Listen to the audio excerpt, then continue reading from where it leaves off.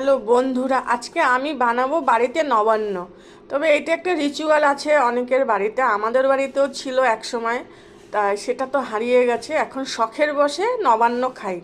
তা দেখো কি কি নিয়েছি নবান্ন করার জন্য, আমরা যেভাবে করে থাকি আর কি।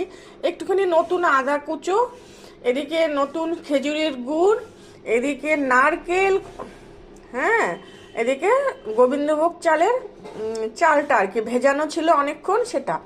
আর এদিকে কিছু আমি ফল নিয়েছি দেখো। এখানে শীতের নানান রকম ফলই দেওয়া যায়, তা আমার কাছে এতটুকুই রয়েছে তাই এটাই দিয়েছি।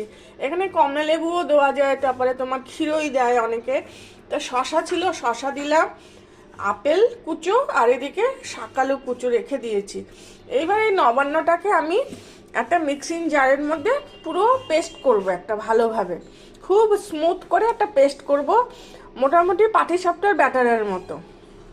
তা দেখতে থাকো, আমি আবার ফিরে আসছি নবান্ন করার সিস্টেমটাকে নিয়ে।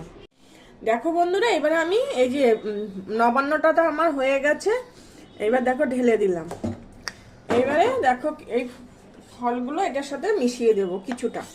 এই যে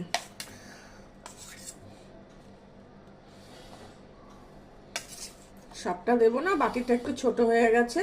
এই যে এইবারে আমরা এটা মুড়ি দিয়েও খাওয়া যায়, শুধু শুধুও খাওয়া যায়, এবার ঠাকুরকে দিয়েও খাওয়া যায়, অনেকে ভগবানকে দিয়ে খায়। তা আমি শখের বশে করেছি, বছরে একদিন করে থাকি, করেছি। ব্যাস হয়ে গেল আমার নবান্ন।